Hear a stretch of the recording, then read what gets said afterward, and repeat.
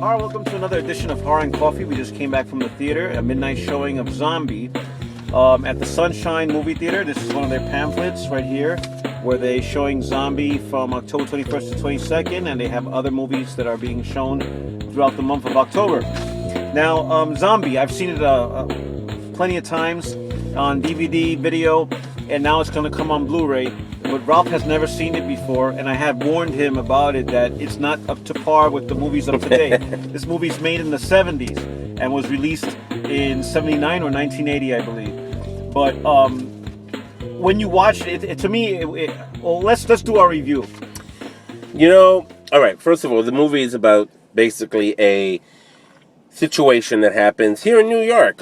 They find a boat that apparently seems unmanned. They find it.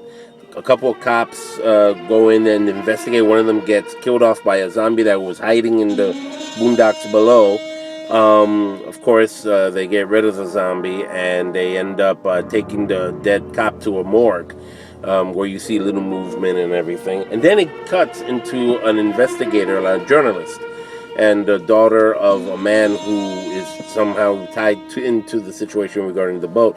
They trace the father's whereabouts of the lady that helps the journalist to an island somewhere, forgot exactly where apparently there's this systematic voodoo thing that seems to be going on that is bringing the dead back to life and eating people. Well, voodoo is originally, if you read about Zombie, period. It's actually goes back to African traditions That's that were incorporated in Haiti and in the Cajun, cultures of the Deep South and stuff like that. It's all interconnected. It's a kind of like a connectiveness there. Just George Romero made it more famous. Right. What George Romero did was make it famous.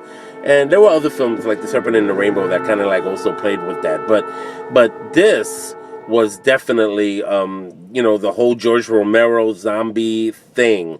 And, they escaped.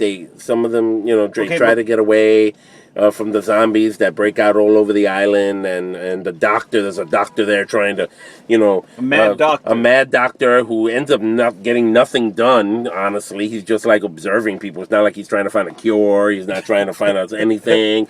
He ends up getting eaten like this real quick. Like, oh, we thought it was going to be that simple. All right. Apparently not. Here's the thing. This movie was called Zombie 2 in Italy, where it originally was made. And the reason why it was called Zombie 2 is because Dawn of the Dead, when it was released in Italy, it was called Zombie. So this movie, when it was released, it capitalized on Dawn of the Dead, and they called this movie Zombie 2 in Italy. Right. When they brought it internationally here in the States, they just simply had to call it Zombie. So if you try to buy the import version, it's going to say Zombie 2 on it. The American version will say Zombie. Right, so that's some trivia for you to know. Now, this movie, it came out in 1979, I believe, right?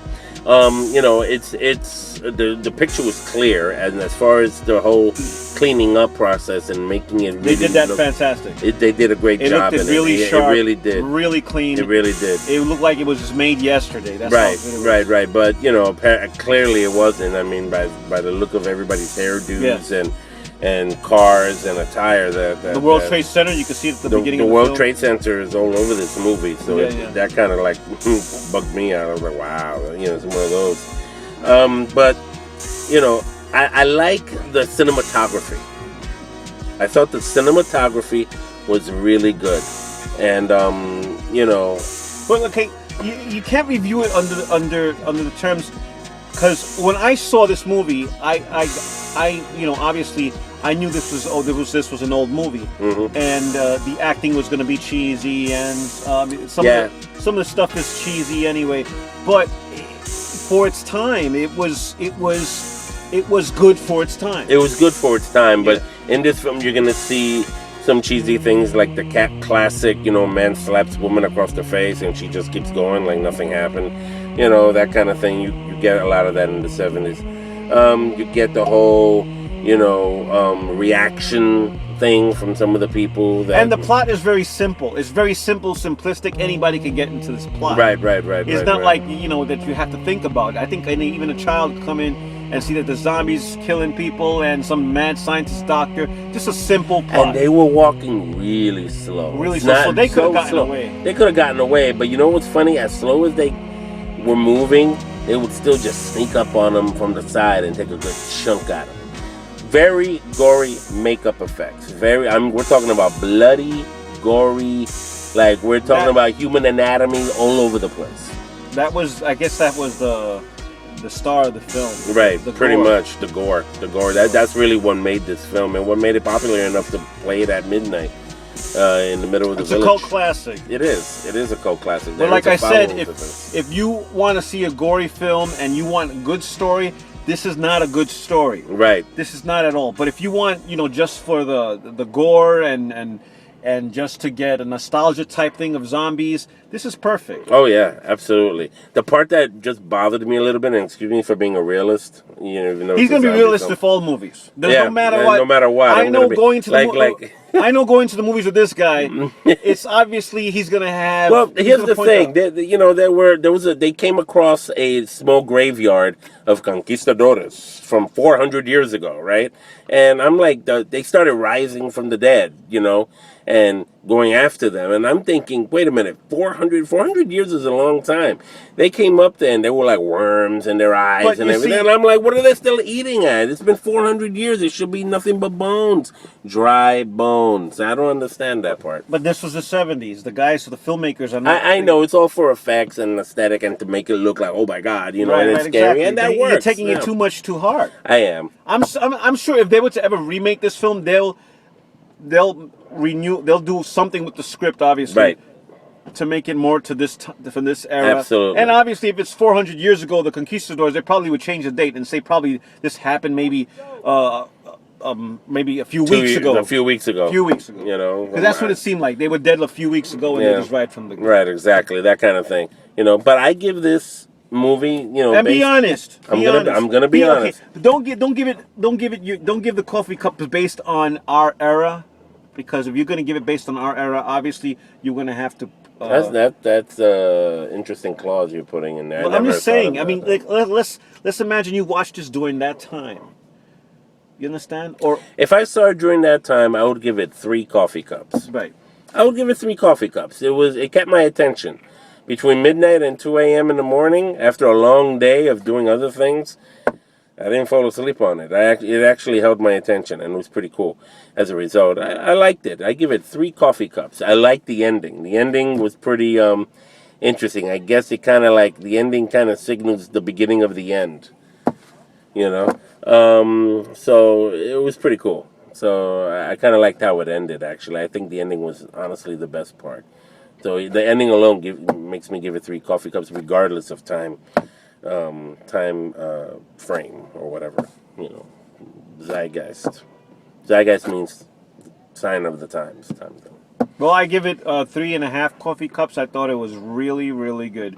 Of course, like I said before, if you could just ignore the time frame and era when this was made, if you're gonna watch it now, you're gonna be laughing at it because you just obviously because this ain't scary, this ain't no. But if you would have watched it at that time, obviously you would have been more scared. And the effects, even for today's times, the effects are really good compared to effects.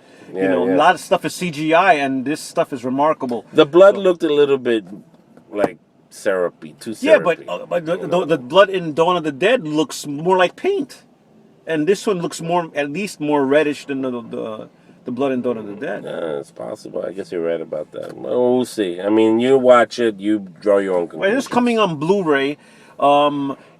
Being restored just like we saw it in the theater, I thought it was remarkable, and I can't wait to get it on Blu-ray. I'm going to get it on Blu-ray because this film I think you know what it is. This film is more famous because of the iconic poster. Right. The poster really made this film. Yeah. There's not a lot of movies where you could say the poster made the movie. Right. If this movie had another poster, I don't think it would have gotten that kind of recognition. Yeah. I mean, the poster is like, you see it and it's like, ew, it's gross, that whole thing. And it definitely imprints an image in your head, because I saw this poster when I was a kid, and it frightened the shit out of me. It did. It scared him. And to this day, it's still eerie and creepy to me. And it's I say this, and I have the poster in my room. Yeah, it's like big on his wall. So it's like a memory thing, but Go figure. it is an ugly poster. And I have this T-shirt. You can't see it. I have the T-shirt. I bought the T-shirt. And you know what was great is that when we went to the theater, a lot of people had T-shirts of Zombie. And there was a lot of people. They had a lot of zombie fans. And there was a lot of pretty people in the theater too. It's pretty cool to see that. It was. The theater was almost crowded. Yeah, it was pretty good. crowded. So, there's our review. Go check it out. Check it out on Blu-ray. And draw your own conclusions. Find out how many coffee cups you give it. All right, so, we'll see you soon. Are we going to do the dance now? Oh, we're going to do the dance. The zombie dance. No, we're going to do it, yeah. We're going to do the zombie dance now. Every time we heard the theme... Every time I heard the theme coming up, we started doing this. We started doing... Right. But we're going to give... Right now, when we close the show, we're just going to give you the little zombie dance. And then... because I'm telling you, when you hear the theme, it makes you want to do that. We just started doing it. Ralph started it first. I started after him. The theme is it just needs a dance. All right. So until next time in Horror and Coffee, we'll see you later. Exactly. Take care.